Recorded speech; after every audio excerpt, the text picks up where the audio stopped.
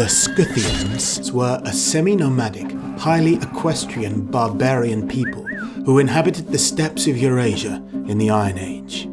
They were famous around the world and are attested in the writings of the Greeks, Assyrians, Persians, Indians, and Chinese, and they're even mentioned in the Bible. They wrought havoc across Eurasia for centuries, but very little is known about their religion. In this film, I will introduce you to their gods and their bloody rituals. But first, I will briefly explain who they were and where they came from.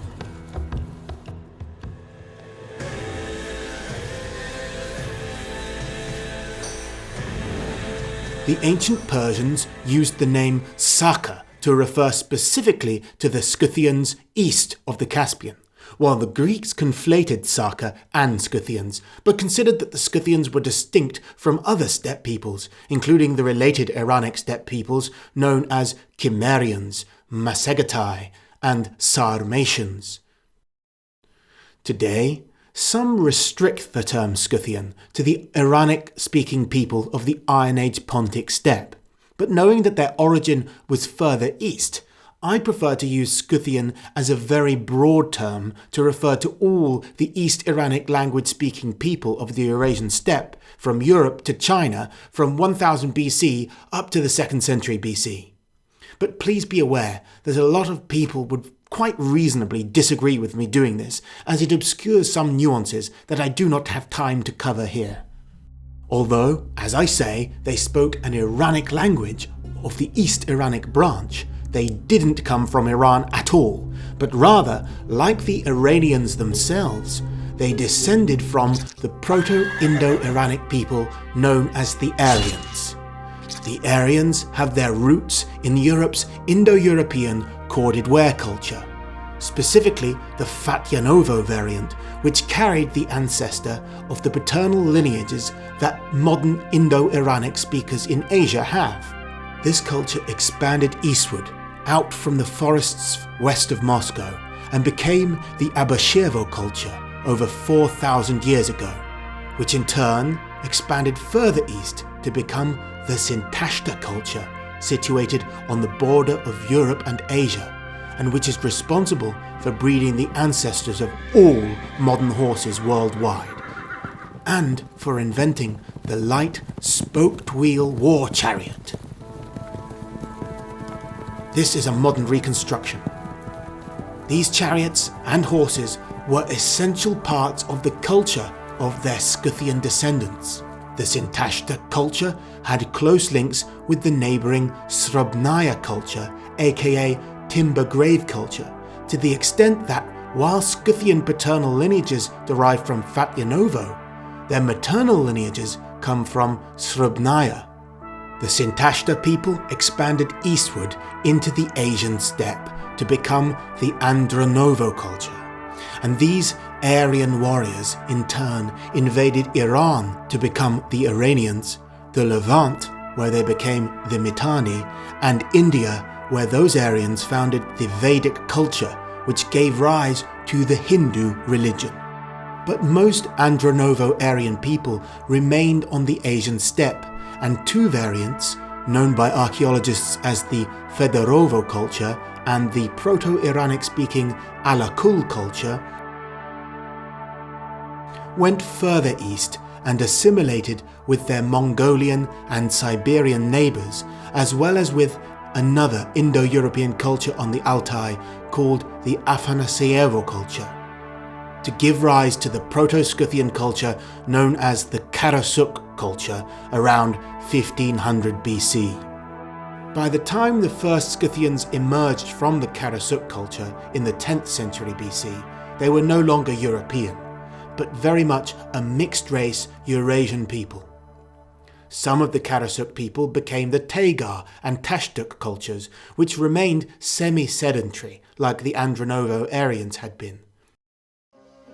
But others developed a truly nomadic, pastoralist culture and exploded westward across the steppes, retracing the path their European ancestors had taken east, mixing with their Aryan cousins on their way and becoming less Asian the further west they got, except those late Scythians who went south into India or Iran and mixed with those peoples.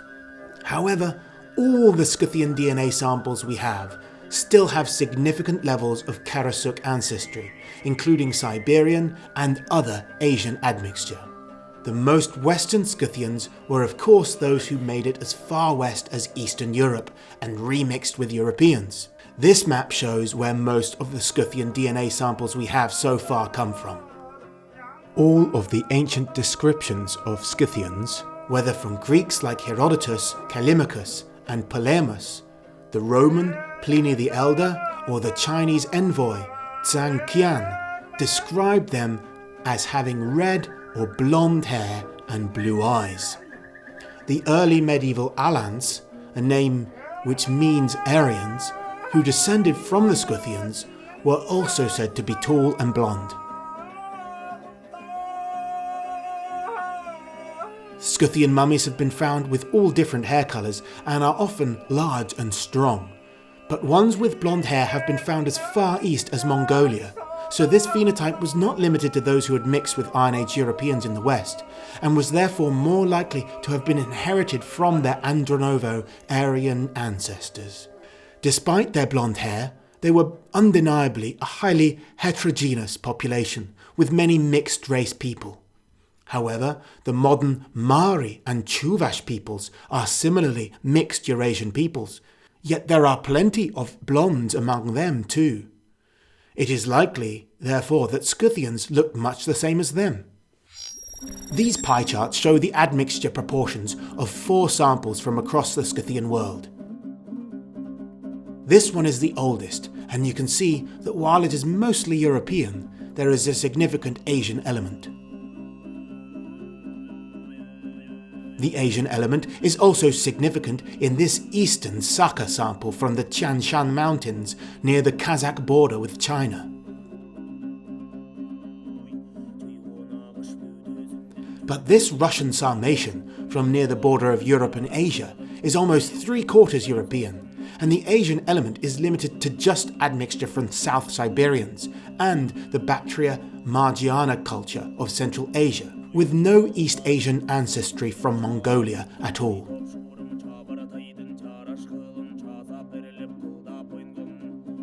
Further west in Ukraine, this Scythian has similar ancestry.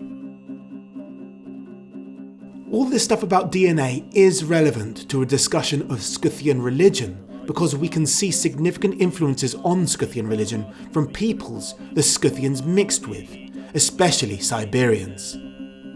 Historically, the mixing of blood is often accompanied by a mixing of religions and cultures. However, I must caution that it is wrong to typify the Scythian religion as being highly syncretic and fluid. A mixed half-Greek, half-Scythian man named Anacharsis switched from Scythian to Greek religion and was murdered by his own brother as punishment for sacrificing to the Anatolian mother goddess Kubali. A century later, a Scythian king named Xurious became too interested in Greek religion, such that his people hated him and he was also killed by his brother. It may be that these two stories are actually apocryphal and refer to one original myth, but even so, they still reflect a reality that Scythians were xenophobic when it came to religion. However, recent archaeological evidence indicates they softened up a bit by the 1st century. A woman was recently found in Phanagoria, capital of the Greco-Scythian Bosporan Kingdom on the Taman Peninsula in the Sea of Azov, Russia. She has been identified as a priestess of Aphrodite by this silver medallion on her chest, which depicts that Greek goddess. A quick word from this video's sponsor. Now, the Scythians used linen. There's linen found in their barrows. A sheet of white linen appears to have been used in the funerals. I love linen. You can see in my videos, I wear my linen trousers when I go to India, when I've gone to different places. I wear my linen when I am in any hot environment, even Sweden last summer. Marcus and I, you can see, wearing linen trousers, and he's wearing a linen shirt, the same Ligo Gloria Persian blue linen shirt that I'm wearing now. A lot of the linen today is produced in the Baltic area, and it's made from flax fabric. The Egyptians wore it. Most Indo-European cultures in Europe used it. The Anglo-Saxons used it. It's found in Anglo-Saxon barrows. My ancestors in the British Raj during colonial times wore linen suits because it's the perfect fabric for hot weather. It looks smart, but it's also thin and breathable, so you can walk around even in tropical heat without looking like a slob. Legio Gloria is a high-quality clothing brand which makes all its products in Europe. Check out the range of linen garments on their website, including linen trousers, linen shorts, and several different kinds of linen shirts. Get your orders in now so that you're ready for the summer season. You want to have a wardrobe stocked with traditional garments that look smart and keep you cool. The Bronze Age Aryans had two classes of gods. One called Asuras, from a word meaning to beget, and another called Devas, from a word meaning sky. In the earliest Indian text, the Asuras, called Asuras, are not all bad. But in later texts, the Asuras are essentially evil demons and enemies of the true gods, the Devas. But in Iran, it went the other way. After the Zoroastrian reforms, Persians considered the Devas to be demonic figures, while they called their true gods Ahuras. This did not affect Scythian religion at first.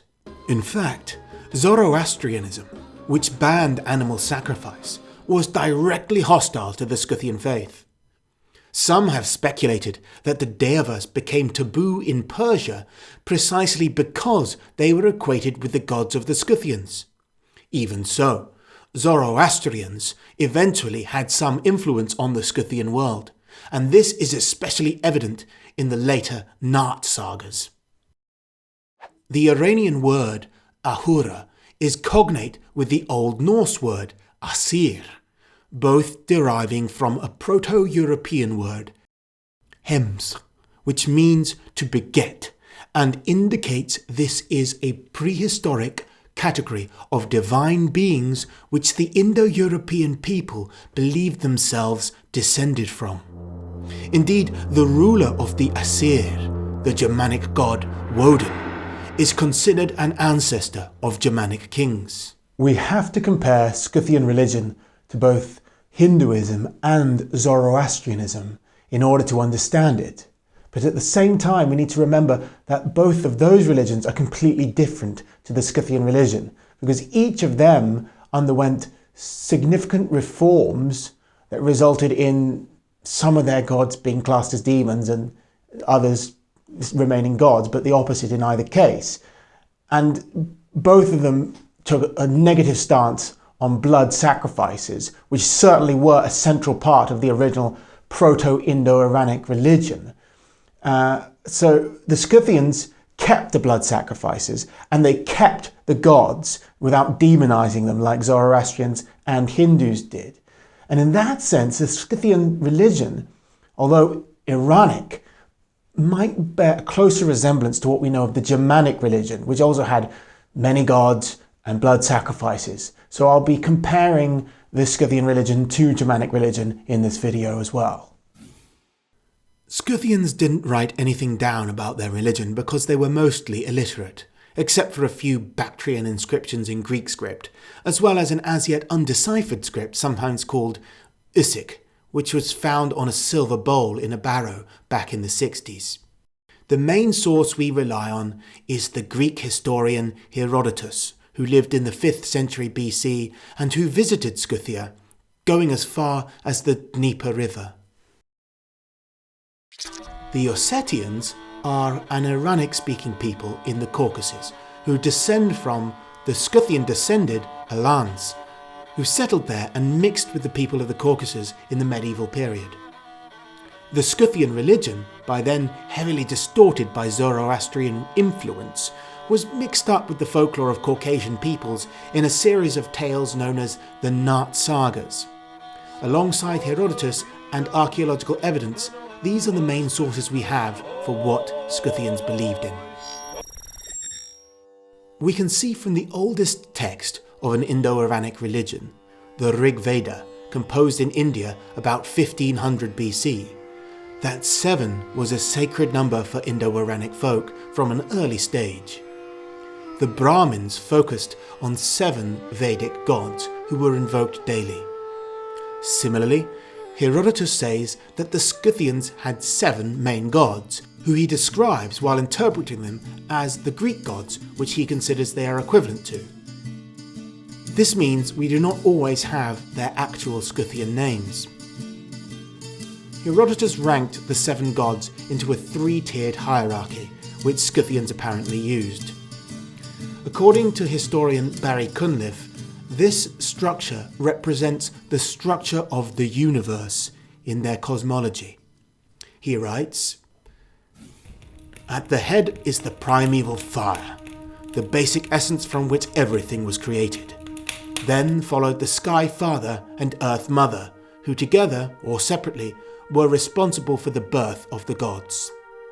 Since the world was conceived to have 4 sides regulating the universe, so 4 custodian deities were needed in this 3rd range. Between this heavenly realm and the chthonic zone beneath the earth existed the world of people. So, let us begin with the chief deity, the god of primeval fire. The highest god stands alone in the highest tier. She is Tabiti, the flaming one, who was the goddess of heat, fire, and the hearth.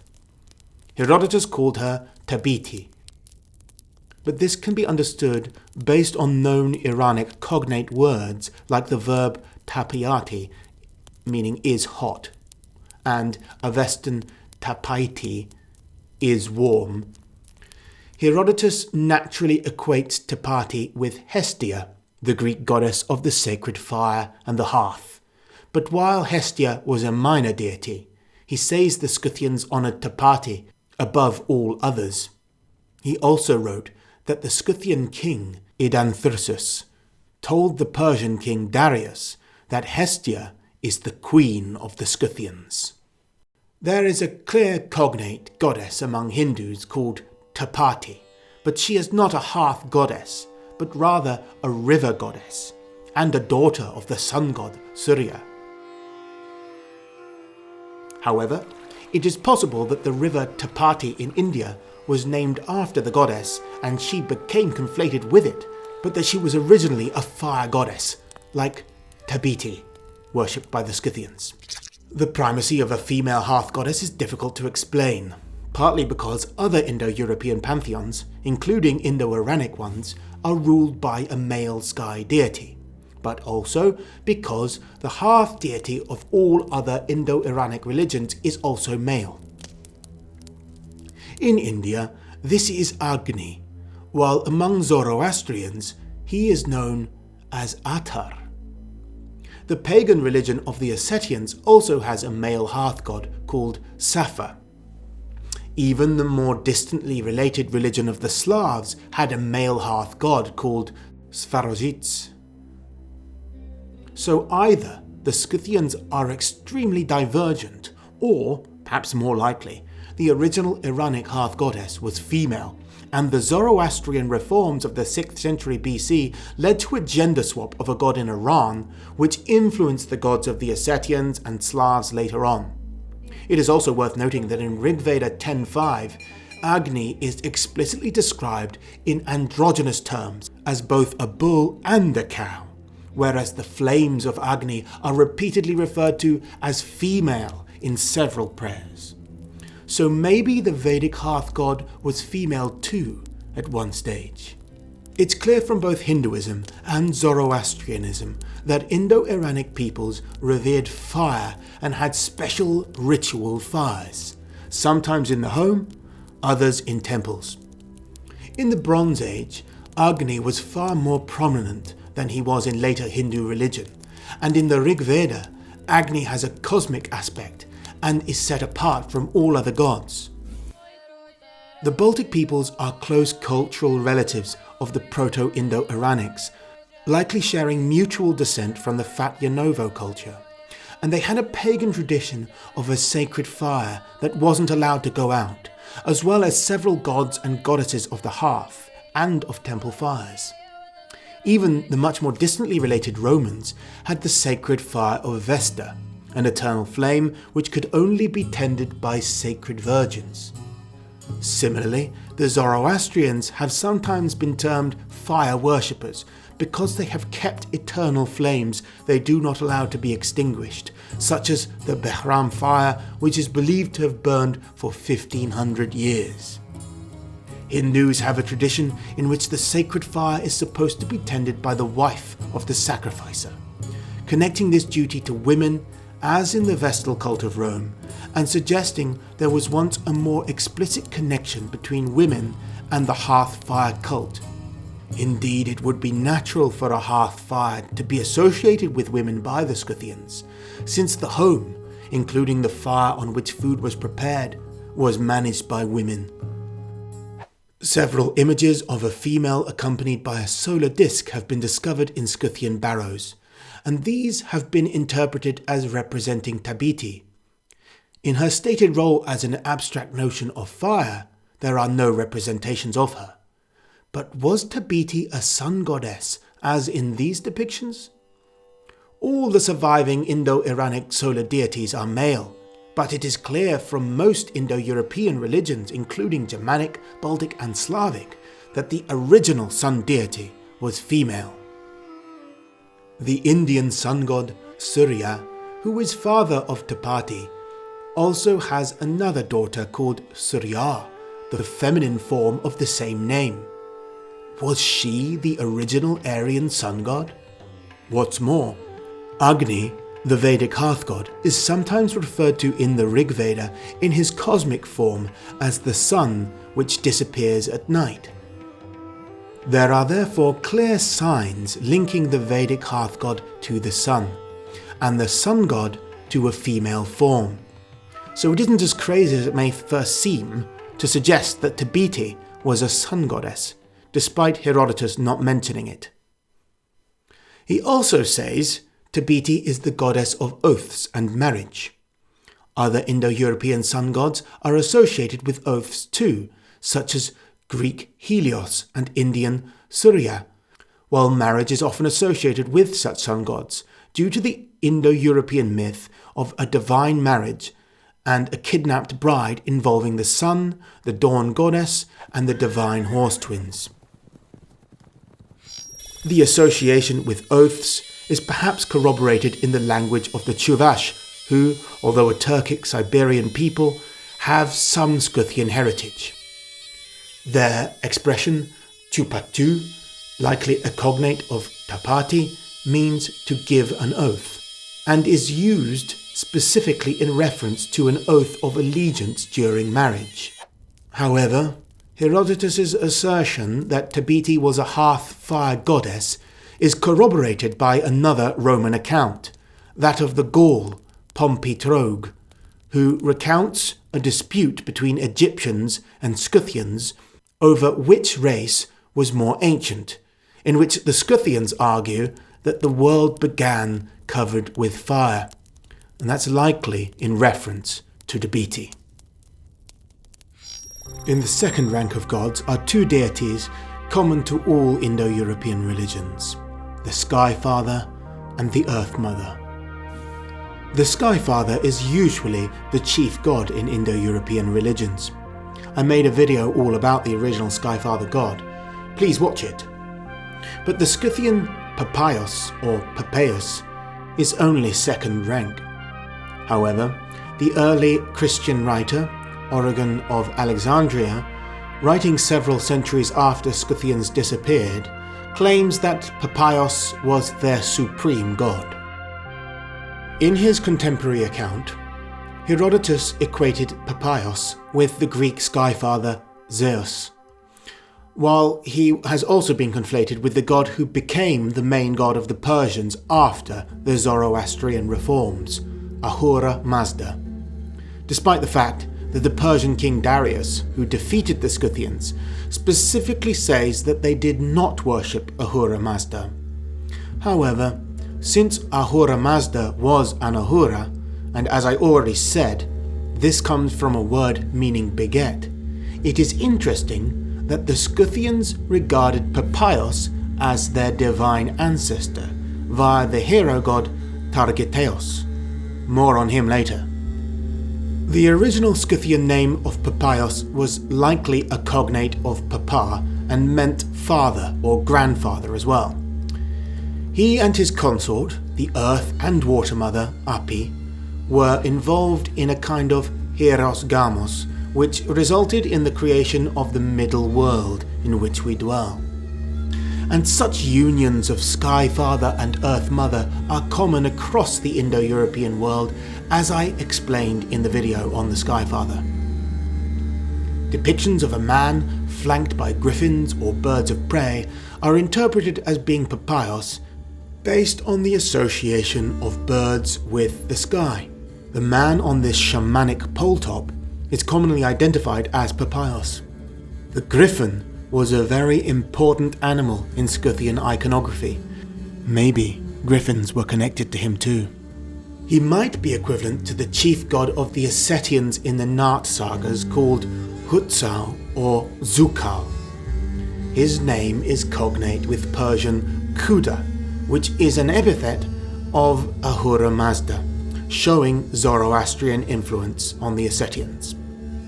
Or perhaps Zukal replaced Papaios at some point, and they're not related.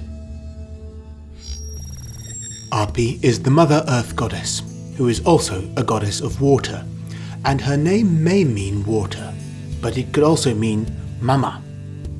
Her birth-giving and chthonic aspect led Herodotus to equate her with the Greek Earth Mother, Gaia. Besides Herodotus, the worship of such an Earth Mother by Scythians is confirmed by Strabo, who says the Masegatai worship Mother Earth. In the Nart sagas, there is an Earth Mother goddess called Saturnia, who, like Api, was also a progenitor of heroes. But this goddess is also similar to the Chechen-Ingush deity Selasata, so may not be of Scythian origin at all, and would therefore be unrelated to Api. In the third category of gods, there are 4 deities. Artimpasa was the daughter of Api and Papaios. Herodotus called her Argimpasa, and equated her with Aphrodite Urania, the Greek goddess of love in her heavenly form, while elsewhere she was equated with Athena due to her associations with war. Artimpasa was primarily a deity of fertility and sovereignty, whose name was cognate with the Zoroastrian deity called Ashe or Ati, who was also associated with fertility. But Artimpasa was more commonly associated with another Zoroastrian goddess, Anahita, who was a goddess of waters and fertility. However, Artimpasa was also an oracular goddess, and by the 4th century BC, she became the patron deity of the royal dynasty, such that the king was thought to derive his power from her, and was seen as an intermediary between her and the people. The royal hearth over which she presided was so sacred that any false oaths sworn over it were believed to make the king sick, and then the king's shamans would be consulted to identify the culprit, who would then be decapitated if found guilty. Many have claimed, for different reasons, that this goddess was the result of foreign influences of various kinds. Herodotus reveals that the priests of her religion, known as the Eneri, which comes from a word meaning unmanly, were from an aristocratic caste and were all transvestites. It is man! It is never stated, but perhaps implied, that they did gay stuff, but they can't all have been gay, since it was probably an hereditary priesthood. Artimpasa's oracular role becomes clear in the activities of her Eneri, who were prognosticators. They employed a method of divination using the green bark of the lime tree, which they plaited about their fingers to acquire the desired knowledge. They apparently learned this skill from Artimpasa herself, rather like how the goddess Freyja taught the unmanly magic of Scythrr in Norse religion. Herodotus says the Scythians considered this shameful cult to be derived from a curse brought upon the priesthood when they sacked a temple in Ashkelon, Israel. The inherited curse somehow prevented them from having normal male sexual intercourse, and so they became transvestites. This seems to indicate that the Scythians only tolerated the gender-bending cult because of religious necessity, and some scholars have claimed that the cult itself must have been adopted from Semitic or other Levantine people. However, it is likely Herodotus only said this because he knew the priests at Ashkelon were also transvestites, and since Scythians had raided it, this connection was convenient. On the other hand, some depictions, probably of Artimpasa, show her as a winged woman or a woman flanked by panthers, and some of these depictions have clearly been influenced by Near Eastern iconography of the goddess Inanna or Ishtar, who was conflated with Anahita just as Artimpasa was.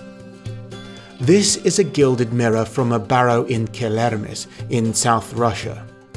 It's probably Artimpasa and is definitely influenced by Middle Eastern iconography. But even if Scythians had Near Eastern influences on their art, I think the Ennery being derived from a Semitic cult is unlikely. Another ancient author, Pseudo-Hippocrates, explained that the reason the Ennery were sexually weird was simply because they had ridden on horses too much. The Roman historian Tacitus wrote in the 1st century of a Germanic tribe who worshipped divine horse twins known as Alkis, and he says that the priests of their cult were male transvestites. He says this cult was indigenous and not from foreign influence. There are some other Indo-European cults with cross-dressing as well, so we need not necessarily ascribe the cult of the Ennery to Semitic influence. Indeed, besides Indo-Europeans and Semites, the various shamanic cultures of Siberia with which the Scythians mixed are known even today to associate cross-dressing with shamanism. Since genetically the Levantines did not influence Scythians, but the Siberians did, it seems more reasonable to ascribe the cult to Siberian influence, if it must be considered foreign at all. The use of tree bark in ritual is also found among certain Siberian peoples, which lends weight to this theory. Artimpasa could just as well be a native Indo-European goddess though. Some claim she was influenced by the Thracian goddess of hunting, Bendis, but as a heavenly deity, she more closely resembles many of the Indo-European goddesses of the dawn, all of which are associated with love or sex. It seems perfectly possible that she was originally derived from someone related to Ushas, the Vedic dawn goddess. A number of Scythian artifacts depict a seated woman who is facing a male donor or devotee who is sometimes mounted. The woman is often identified as Artimpasa, and the scene itself is thought to represent a symbolic marriage to the goddess. On this example from a wall hanging found at Pazyryk, the goddess is holding the Tree of Life. This gold foil was from a drinking cup called a Rite, found at Murtsani in South Russia. The goddess holds a round beaker. To her right is a Tree of Life, represented with 7 branches, and to her left is a ritual pole with a horse skull mounted on it, just like the Nordic Nithstang or shame pole. To the left of that, a bearded man on horseback raises a cup as though in a toast to her. This image from a stele at the Trek Bratny Barrow shows a veiled woman drawn in a 4-horse chariot facing a rider. Between them, we see this leather bowcase called a goritos, which is hung up on a pole or tree. The goritos was a potent symbol of warrior status among Scythian men who always wore it on their left side. They are sometimes made from human skin. Herodotus wrote that among the Masegatai Scythians, a man lays claim to a woman simply by hanging his goritos in front of her wagon and then immediately having sex with her. That is clearly what is depicted here, and this stele is much like the other depictions of the seated goddess and rider. Now this stele, from the Hellenized Bosporus kingdom, is likely Sarmatian. The rider carries his goritos. It really appears that this motif depicts a scene from a lost myth in which a Scythian hero has sex with the goddess Artimpasa. Yet another frequently occurring motif in Scythian art depicts a woman known as the snake-legged goddess. You may recognize her from the Starbucks coffee logo. Her legs can be plant tendrils or snakes, and they are splayed apart in a sexual gesture, or perhaps a gesture representing childbirth. Herodotus says that she lived in a cave and was the ancestor of the Scythians via her son Scythes, who was fathered by the Scythian Hercules, as I shall explain later. The genealogical myth of the Scythians, like that of the Nordic people in the Riksthula, explains the establishment of the three castes of Scythian society: warrior, priest, and farmer. This also matches the hierarchy of leadership at the time of the Persian king Darius, during which the Scythians were divided into three kingdoms, with the royal Scythian king serving as high king over all. The same Scythian goddess is described by Diodorus of Sicily, a Greek historian of the 1st century BC, as equivalent to the Greek Echidna, and he says she was the daughter of the river god Araxes. It is far more likely this snake-legged goddess is Artimpasa rather than Api, and in this snaky form she represents a birth-giving ancestral protector, a great mother, but not Mother Earth. She is sometimes also associated with severed heads, which indicates a relationship with the dead and the underworld, just as the cave does too. Herodotus describes the Scythian god of war in some detail, but does not give his name, only referring to him as Ares, the name of the Greek war god. He may be equivalent to the Iranian god of victory, Berethragna, who in one Avestan hymn is said to be highly armed and in constant battle with Devas. Herodotus says, "It is their practice to make images and altars and shrines for Ares, but for no other god," a dubious claim in the light of archaeological evidence. Yet he described in detail that he was also represented in every Scythian district, not with a typical idol, but with a huge square-shaped structure made of sticks, and one side of the altar was sloped, allowing people to walk up onto it, where, "On this pile there is set for each people an ancient Akinakis of iron, which is their image of Ares. To this Akinakis they bring yearly sacrifice of sheep and goats and horses, offering to these symbols even more than they do to the other gods. Of all their enemies that they take alive, they sacrifice one man in every 100, not according to their fashion of sacrificing sheep and goats, but differently. They pour wine on the men's heads and cut their throats over a vessel. Then they carry the blood up onto the pile of sticks and pour it onto the Akinakis. So they carry the blood aloft, but below, by the sacred building, they cut off the slain men's right arms and hands and throw these into the air, and presently depart when they have sacrificed the rest of the victims. The arm lies where it has fallen, and the body apart from it." The Akinakis was a specific kind of short sword invented by the Scythians. Archaeological findings indicate that the medieval descendants of the Scythians, the Alans, built similar structures and preserved this ancient custom. In the 6th century AD, Jordanes claimed that Attila the Hun achieved dominance over the Alans by acquiring a blade known as the Sword of Mars, Mars being the Roman name for Ares. The Scythian Ares, being represented by a sword stained with human blood, demonstrates his military associations.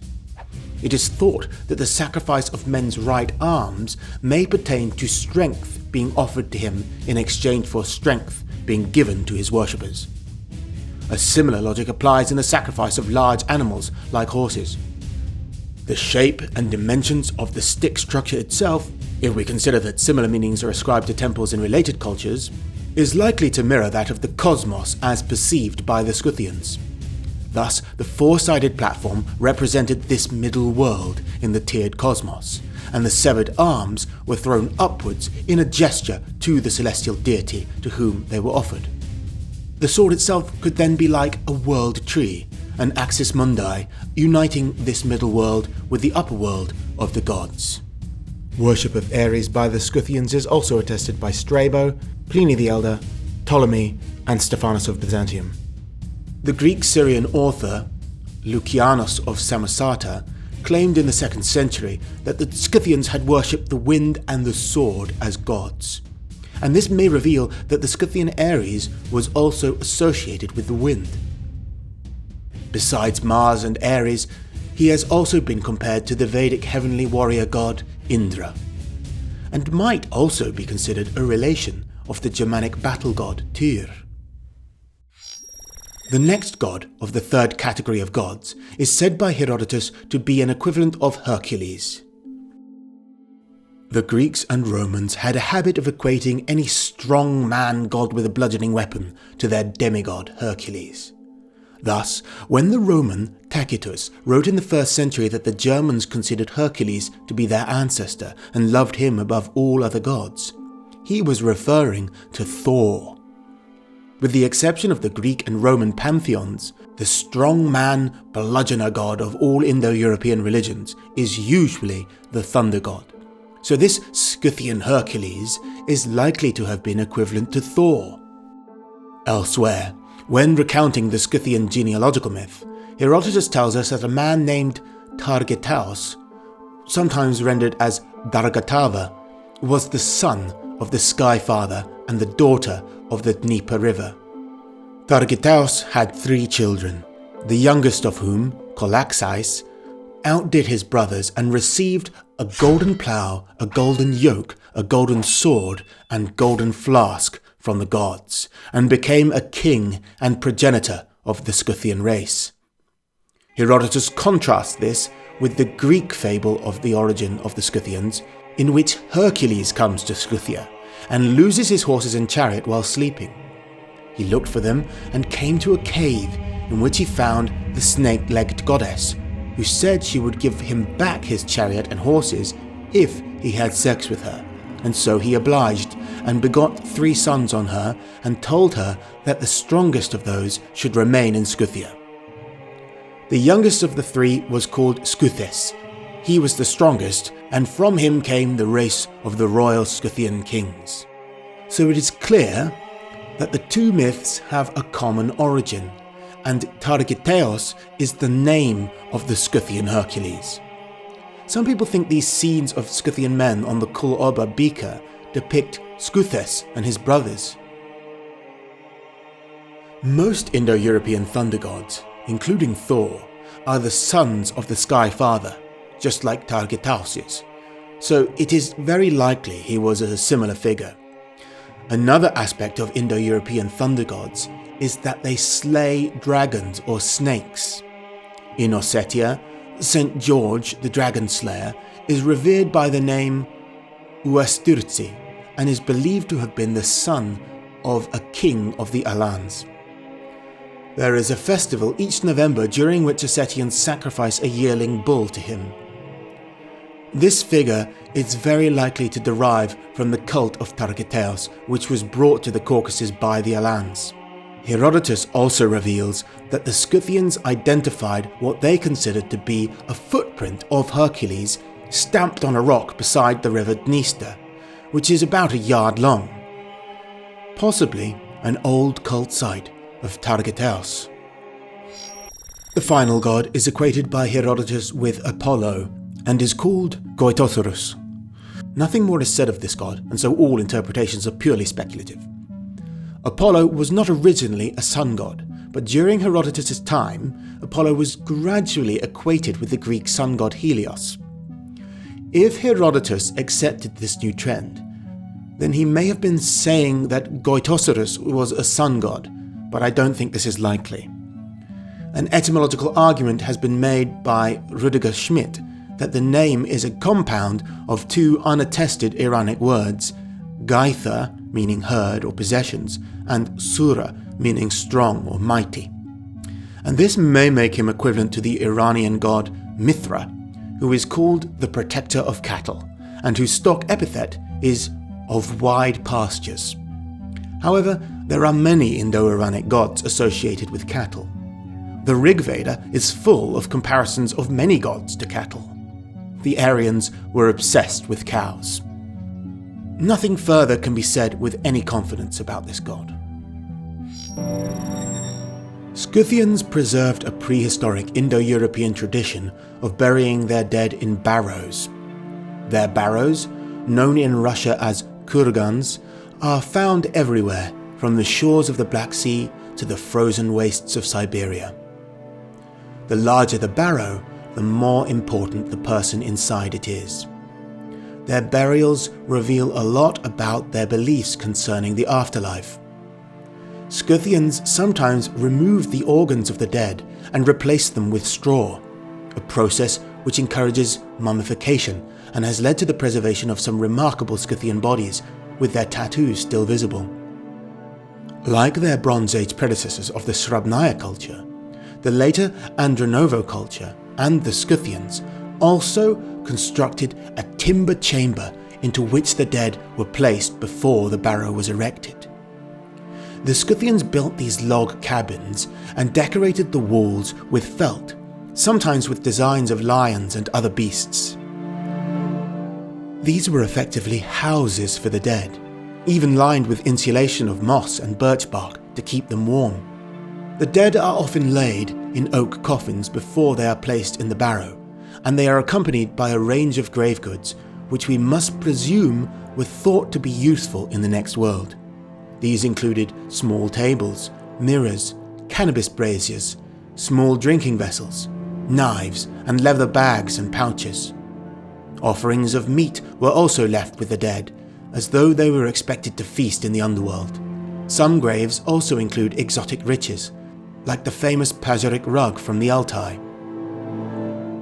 We can presume that cannabis was burned as an incense in the burial chamber, since the braziers have been found with charred cannabis seeds in the graves.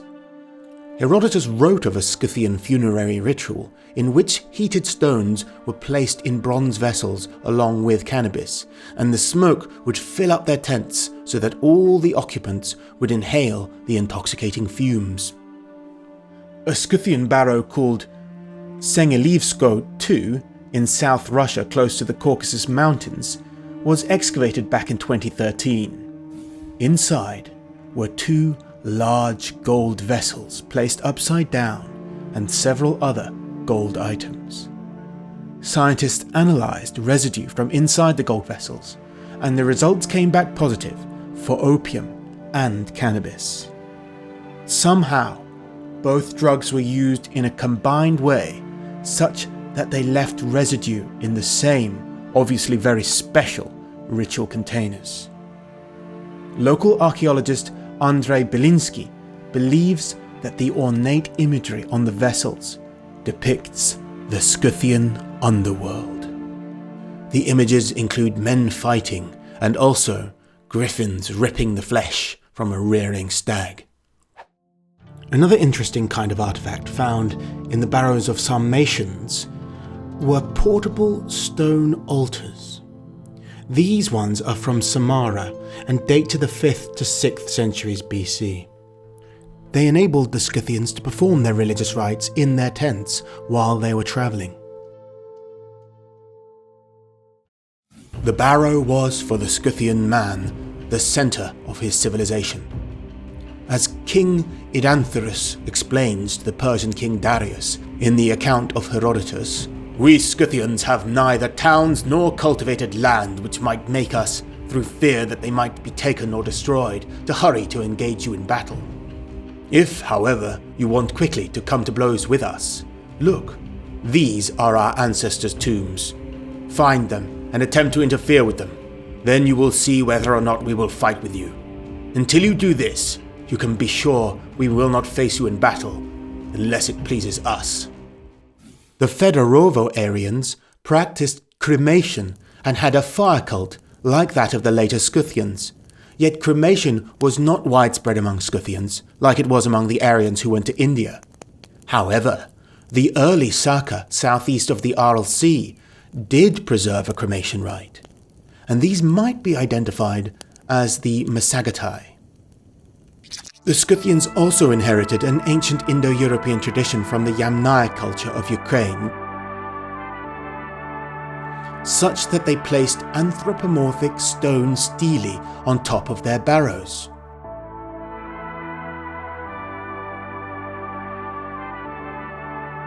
These are known today by the Turkic word balbal, and the tradition was adopted and maintained by Turkic peoples in the medieval era.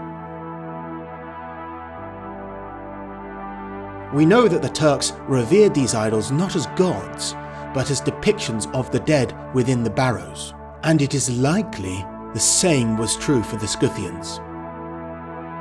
The Scythian balbals often hold a drinking horn, perhaps indicating they were believed to enjoy alcohol in the afterlife, like the Nordic Valhall, where dead warriors drink mead with the god Odin. So great was the Scythian reverence for their ancestors that some tribes, namely the Isidonians and the Masagatai, maintained a form of ritual cannibalism, where mourners would consume the flesh of their most revered dead kinsmen. In this way, the family shared in the vitalism of the life force of the great ancestors. Similar practices persist to this day among some Papuans. This same life force of blood could also be shared between the living in the ritual of blood brotherhood, a sacred and unbreakable bond between two warriors. Depicted on this gold plaque found in the barrow of Kul'oba, the ritual required both men to drink from the same vessel a mixture of wine and their own blood, into which their weapons had first been dipped. Prior to drinking it, the mixture was sanctified with holy incantations. The life force of blood was also acquired from fallen enemies, since every Scythian had to drink the blood of the first man he killed in battle. There are also many examples of horse sacrifices in barrows. The corpses of the horses are placed outside the burial chamber, with the heads facing the rising sun. The archaeological evidence closely matches a description of a Scythian king's funeral by Herodotus, which involved horse sacrifice. The entire scene was replicated in the recent Kazakh film, Tomyris. Herodotus says the Geri tribe of Scythians near the Dnieper River buried their mummified king in a huge square grave with one of his concubines, who they strangled to death. Also his wine server, his cook, his horse groom, and his messenger, and a number of horses and valuable possessions, and then they raised a barrow over them. A contemporary account of a Viking funeral 1400 years later is very similar, including horse sacrifice and the strangling of a slave girl. In one Scythian tomb from the Kuban River basin, 360 horse skeletons were found, and the burial was not completely excavated. Herodotus describes the ritual of horse and human sacrifice at a royal funeral as follows. They take the most suitable of the rest of the attendants. They strangle 50 of them, and 50 of the finest horses, and having removed their entrails, clean them and fill them with chaff and sew them up. Then they attach half of a wheel turned upside down to 2 posts, and the other half to another pair, and they set up many of these in this way, and then, driving thick stakes lengthwise through the horses' bodies to the neck, they set them on the wheels so that the wheel in front supports the horse's shoulder, and the wheel behind props up the belly near the hindquarters, and the legs on each side hang down freely. Each horse is provided with a bit bridle, which is drawn out in front of the horse and attached to a peg. They mount each of the 50 strangled youths on the horses, mounting them in this way. They drive an upright stake through the body along the spine to the neck, and fix the end of the stake, projecting from below the body into a hole made in the other stake that passes through the horse. Having set up the 50 riders thus in a circle around the tomb, they leave. This kind of sacrifice of humans is supported by archaeological finds. A chief was buried at Arsan I with 8 of his attendants. In the surrounding chambers were groups of horses, some with their trainers. The barrow at Altyn Tuu is surrounded by 200 burnt offering pits, so Herodotus wasn't exaggerating. Besides those at royal funerals and rituals to Ares, Herodotus also describes a more typical Scythian animal sacrifice as follows. The victim itself stands with its forefeet shackled together. The sacrificer stands behind the beast and throws it down by plucking the end of its rope. As the victim falls, he invokes whatever god it is to whom he sacrifices. Then, throwing a noose around the beast's neck, he thrusts in a stick and twists it and so strangles the victim, lighting no fire, nor offering the first fruits, nor pouring any libation, and having strangled and flayed the beast, he sets about cooking it.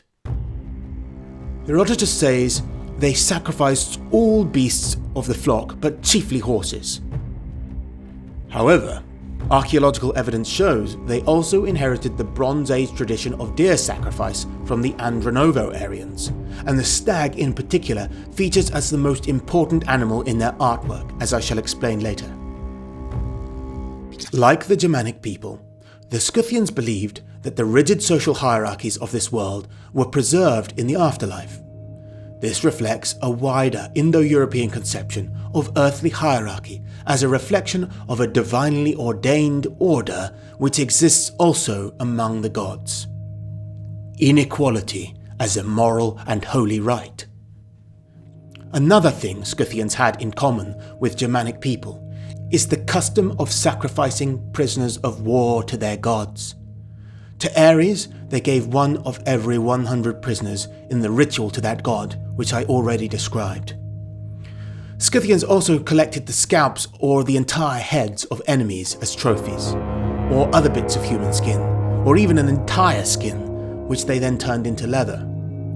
This too mirrors recent Germanic pagan practices involving making trousers or belts out of human skin, which, when worn, were believed to facilitate shamanic transformations, or obtaining wealth. A ritual involving a belt made of human skin was recorded in Sweden as recently as the 18th century.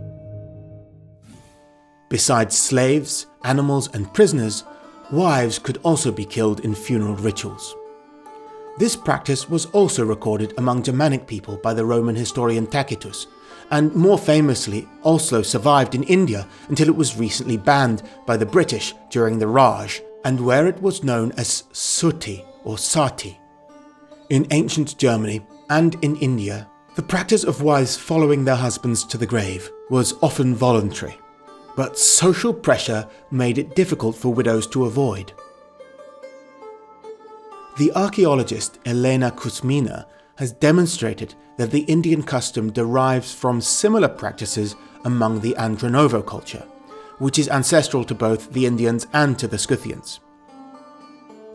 Since the Scythians invaded parts of India from the middle of the 2nd century BC, some people think they, rather than the earlier Aryans, brought the custom to India. However, Strabo refers to an account by Aristobulus preceding the Scythian invasion of India, which describes sati among the Scythians in northern India. So obviously it wasn't brought there by Scythians. One of the largest rituals in the Scythian world was an annual ceremony focused on the 4 sacred golden objects which fell from the sky in the Scythian origin myth mentioned earlier. The event was presided over by the king of the royal Scythians, so unless all the other tribes came to wherever his half happened to be, then there must have been a fixed holy location where they all convened each year. Herodotus describes such a site he visited called Axampakos, meaning holy ways, situated between the Bug and the Dnieper, where there was an enormous bronze bowl which could hold some 24,000 litres. The Scythians told him that an ancient king, Ariantas, had asked all his subjects to bring him 1 arrowhead, and these were melted down to make the cauldron. This story indicates that there was a folk connection to the bowl, such that all Scythians believed their ancestors had a part in making it, and indeed the bowl itself was likely a kind of axis mundi for the Scythian race, in which case it may well have been at the site of the aforementioned annual ceremony of the golden objects. This gold pendant, in the shape of a cauldron, is testament to the religious significance of this object for the Scythians. The ceremony was accompanied by a feast, during which one man was appointed as the guardian of the gold. He had to remain awake all night, or he would die within a year, and his payment if he did not sleep was as much land as he could ride around in a whole day. Cunliffe interprets this to mean that the man chosen annually as guardian of the gold was sacrificed before the next year's ceremony. It may be that this derives from an earlier ritual in which the king himself was sacrificed until he was replaced by a surrogate. And then the annual death and renewal of the king would mirror that of the annual rebirth of the sun after winter. Today, Iranic peoples are mostly Middle Eastern, and most of them are Muslims. Shamanism is still practiced by Turkic, Mongolic and Uralic peoples in Siberia to this day, but the Iranic Scythians once also participated in such rituals. The Scythians, as previously stated, not only lived right next to Mongolic and Siberian peoples, but also mixed with them, taking undeniable cultural influences from them too. Scythian art originates, like the people themselves, in the Karasuk and Tagar cultures, and these were both influenced by the deerstone culture of Mongolia. This petroglyph of a recumbent stag is from the deerstone culture, dating to around 900 BC, and is clearly the same motif which spread, along with images of other deer, rams and big cats, all across the Scythian world. This one is from the 6th century BC, and this one from 4th century BC. This one isn't even Scythian.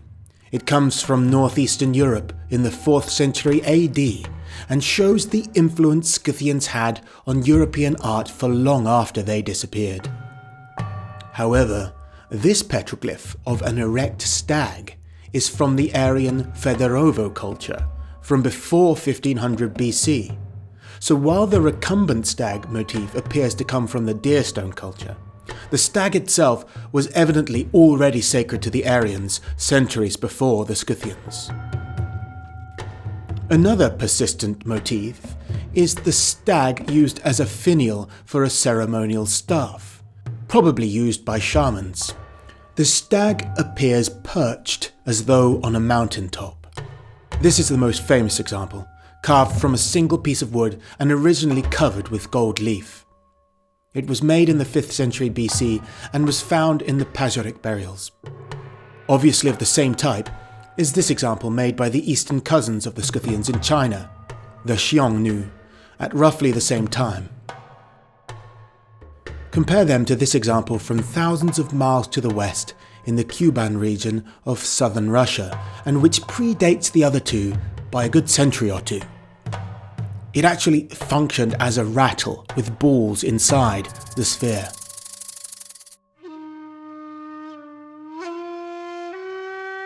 Scythians also include elk in their art.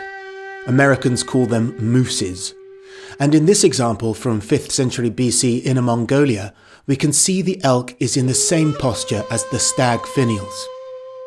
Elk do not venture south to Persia at all, and this should confirm that the general motif of these finials is Siberian in origin, except for the fact that these stag finials have been found in Anatolia and are dated to the Bronze Age.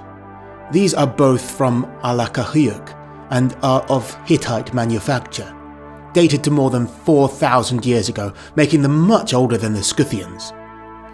The Hittites, like the Scythians, were of Indo-European origin, so perhaps the stag-topped staff was actually an ancient Proto-Indo-European tradition from the European steppe which Karasuk folk brought to Mongolia, rather than something they took from Mongolian shamans. And then the Scythians altered it to use an elk instead of a stag. The same tradition seems somehow to have survived in a pagan king's burial from 7th century AD Anglo-Saxon England, whose stone sceptre, a symbol of his royal power, was topped with a stag finial highly reminiscent of the ancient Scythian motif. Other Scythian finds, which appear to relate to shamanic activities, include these drums, not of the typical Siberian shaman type, but drums nonetheless. And these ceremonial pole tops with bells, birds, beasts and human figures. Such bells, drums and rattles, as well as the spectacular decorations, are typical of the props used in a shamanic performance. In all shamanic cultures, the shaman is distinguished from others by his strange ways and peculiar mode of dress. The regalia differs from culture to culture, but often includes bells, headdresses and coloured robes. The aforementioned Ennery transvestites certainly fit this description. Yet not all the Scythian shamans were Ennery. Siberian shamans sometimes attach antlers to their heads, and while we have no evidence of Scythians doing that, they did attach antlers and elaborate headdresses to the heads of horses for certain ceremonies. There is also a depiction of a man with a headdress on this petroglyph from the Tagar culture, which is related to that of the Scythians. He appears to be holding a rattle or drumstick in one hand and a drum in the other. Scythians are known to have worn quite elaborate and enormous hats. This one is from the Pazyryk burials. From the early 5th century BC, Scythian art took on more influence from Persia and from Greece, becoming more detailed and advanced as a result. It seems Scythians took the theme of animal predation from Persian art, where such images were common. Scythian art depicts diverse forms of predation: an eagle attacking a lamb, 2 griffins mauling a horse, nature red in tooth and claw. The religious significance of this theme is not clear, but it seems to somehow celebrate the brutality of nature, which resembles so much the brutal culture of the Scythians themselves. Rather than strictly an expression of Siberian shamanic beliefs, this seems to be a uniquely Scythian fusion of Persian, Siberian and general Indo-European religious beliefs. Besides the Ennery, Herodotus also tells us about other kinds of shamanic diviners among the Scythians. Their favoured method was to place a bundle of willow withies on the ground.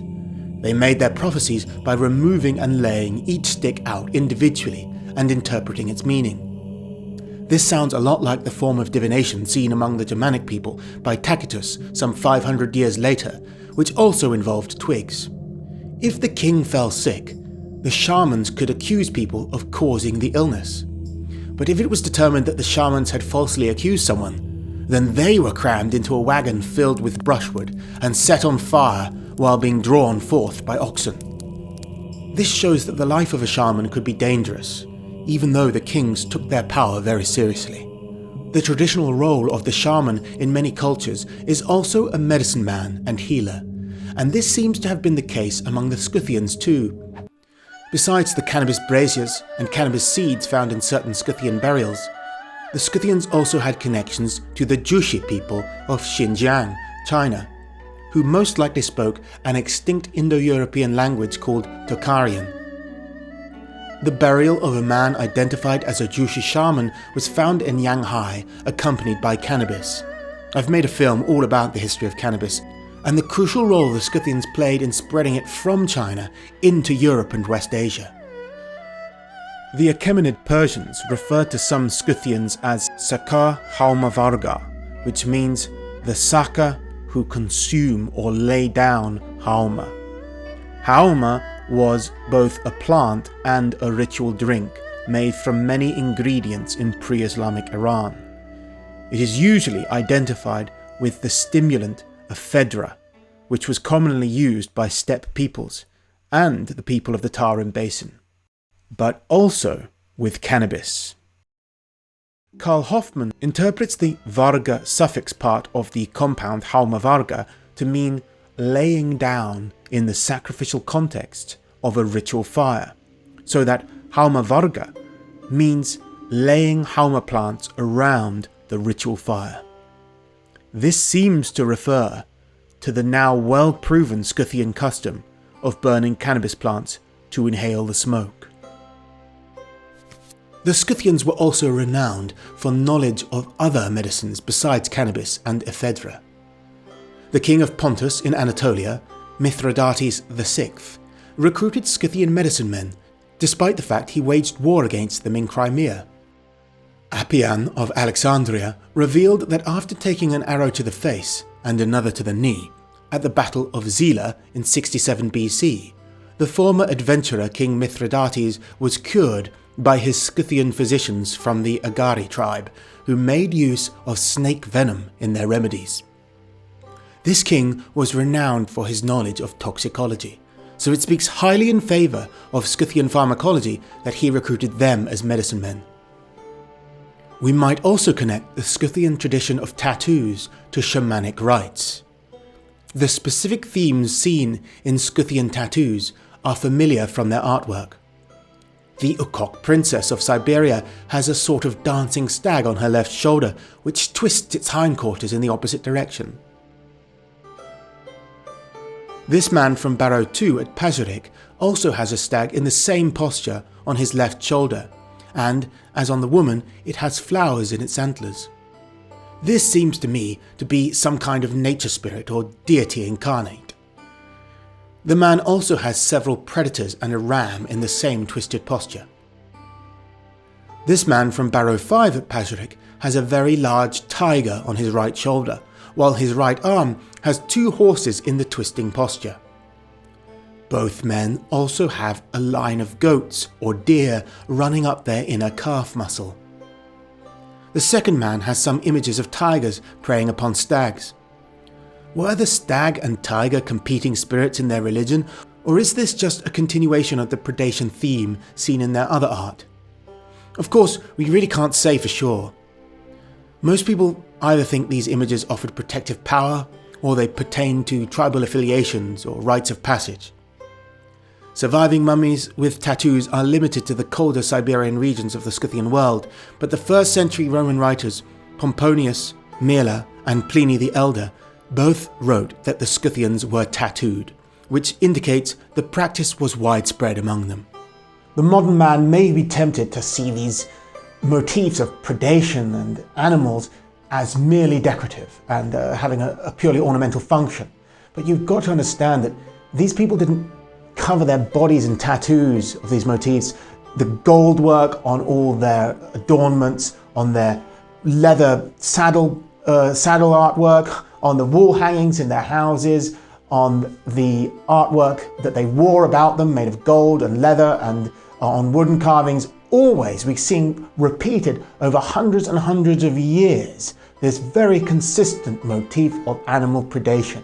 Now, I don't know what exactly it meant, but I can guarantee you, as someone who has studied different peoples and cultures, and I'm sure most anthropologists would agree with me, that this must have had some kind of religious significance. What it was exactly, I can't say. However, I can say that I have on my left arm a tattoo of an animal. It's a lion, and that lion is a family crest. And the family crest goes back to medieval heraldry. Medieval European heraldic motifs come from Scythian artwork to some extent. So it's possible, although not certain, that these motifs represented tribal affiliations. But that doesn't preclude their having a religious significance as well. It's also possible that they had nothing to do with tribal affiliations, and that they had a very significant mythological reference, that each form of predation would evoke in the mind of a Scythian a certain mythological story. But we don't know. We just don't know. but you can be certain that a Scythian would see these images, whether on a saddle or on someone's clothing or on a tattooed on their skin, and they would know exactly what they meant. So now you know a bit more about the Scythians and their religion and their worldview, and perhaps that sparked your interest in the wider Indo-European world, and you'd like to know more about the pagan religions of the Indo-Europeans who spread across Eurasia. Well, I've made loads of videos about all kinds of different ones. Germanic people, Celtic people, the Lycians in Anatolia, the Hindu religion in India. Just take a look through my archives and you'll find some pretty interesting documentaries. And if you really want to get stuck into the meaty stuff, you can get exclusive content if you support this channel and become a patron, because I make loads of stuff that only patrons can watch. And what's more, they get to talk to me personally in voice chats, and they get to ask me all the questions that they're dying for me to answer. And of course, by helping me, you keep this channel going, and that is a really good deed on your part. So I do urge you to support me if you can. If not, I'll see you anyway next time. Keep surviving the jive.